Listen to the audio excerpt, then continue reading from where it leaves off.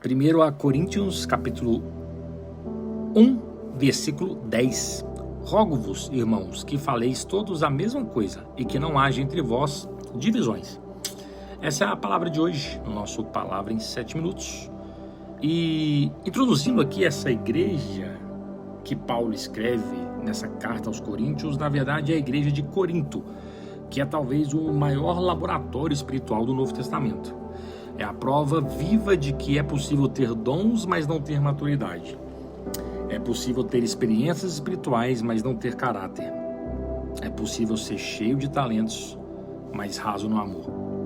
Corinto era essa igreja, uma igreja vibrante, ativa, cheia de vida e ao mesmo tempo profundamente confusa. E Deus, em sua graça, não abandona Corinto. Ele envia Paulo para tratar, curar e ensinar. 1 Coríntios é, na prática, um manual da maturidade cristã. E aqui, aprofundando um pouco mais nesse estudo teológico e entendendo um pouco mais o contexto histórico, Corinto era uma metrópole portuária extremamente influente. Era atravessada por comércio internacional, por uma intensa movimentação cultural. Algumas características de Corinto: era muito rica, muito intelectual, mas tinha muita imoralidade sexual, muita idolatria, competição entre filosofias, vaidade e orgulho cultural. Além disso, ficava localizada no Istmo de Corinto, uma das rotas comerciais mais estratégicas do Mediterrâneo. A cidade tinha um ditado comum na época: viver como um Corinto. Ou seja, viver como um Coríntio, expressão usada para definir alguém moralmente desregrado. Era literalmente um dos lugares mais difíceis para ser cristão. E como que é essa igreja de Corinto? Promissora, mas imatura. A igreja nasceu em uma viagem missionária de Paulo. Está lá em Atos capítulo 18. Ele ficou lá por 18 meses. Mas logo após sua saída surgiram problemas sérios. Divisões internas.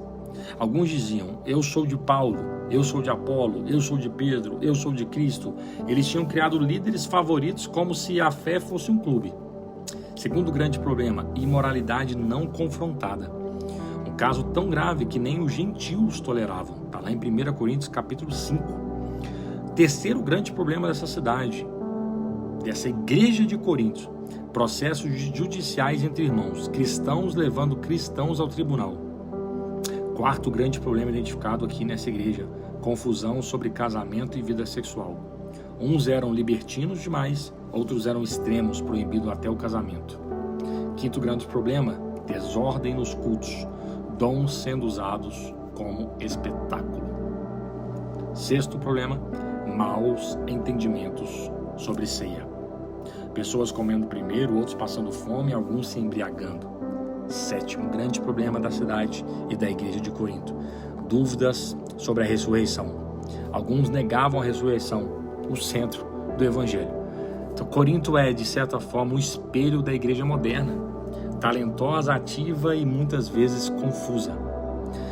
E a palavra usada por Paulo aqui para concordância nesse texto que lemos, no original no grego, é literalmente consertar algo quebrado, ajustar as partes até funcionarem juntas, reparar redes rasgadas, mesma palavra usada lá em Mateus capítulo 4, versículo 21. Ou seja, aqui nós estamos vendo uma unidade que não é pensar igual, é trabalhar junto apesar das diferenças.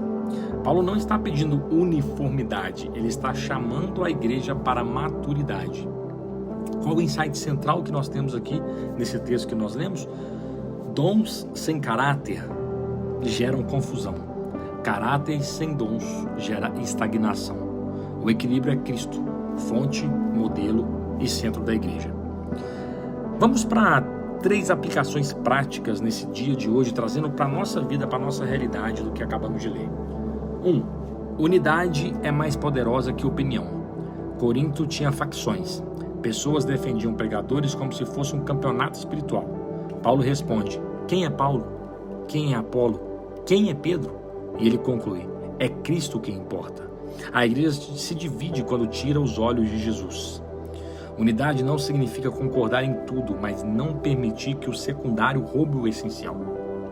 Segunda lição prática para a nossa vida nesse texto de hoje: dons espirituais são ferramentas, não troféus. Corinto era riquíssima em dons, profecias, línguas, ciência, sabedoria, cultura, mas faltava amor. Por isso Paulo escreve o capítulo mais famoso dessa primeira carta de Coríntios sobre o amor, que está lá em 1 Coríntios 13, bem no meio de uma correção sobre dons. O que Paulo está dizendo é: os dons sem amor fazem barulho, mas não fazem transformação. Dons são ferramentas para servir, não holofotes para aparecer. Terceira grande lição aqui: maturidade espiritual exige ordem, humildade e responsabilidade. Paulo corrige a ceia, a sexualidade, as discussões teológicas, a desordem do culto, a falta de discernimento, a maneira como tratavam uns aos outros. Maturidade não é perfeição. Maturidade é reconhecer erros. Maturidade é ajustar atitudes. Maturidade é submeter-se à palavra. Maturidade é crescer constantemente, mesmo que pouco, todo dia. O maior problema de Corinto não era pecado, era a imaturidade. E uma boa notícia é que maturidade é um caminho e não um salto. Eu quero que você pense isso. Pense hoje uma área da sua vida em que você precisa amadurecer espiritualmente. Escreva, nomeie, ore sobre isso. Depois tome uma atitude concreta nesta semana. Pode ser pedir um perdão, pode ser corrigir um comportamento, pode ser restabelecer um relacionamento, usar seus dons para servir alguém, alinhar alguma área de desordem na sua vida. Maturidade começa com um simples passo.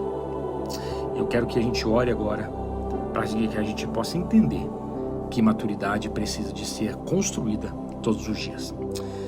Por isso nós pedimos, Senhor, amadurece a nossa fé hoje, Pai. Purifica nossas intenções, alinha o nosso coração.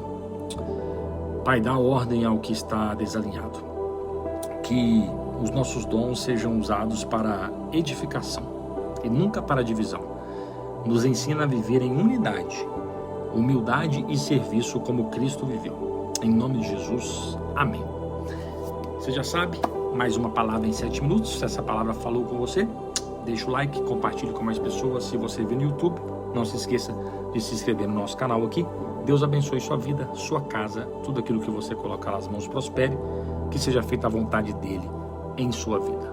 Amém. Até a próxima palavra em 7 minutos de amanhã.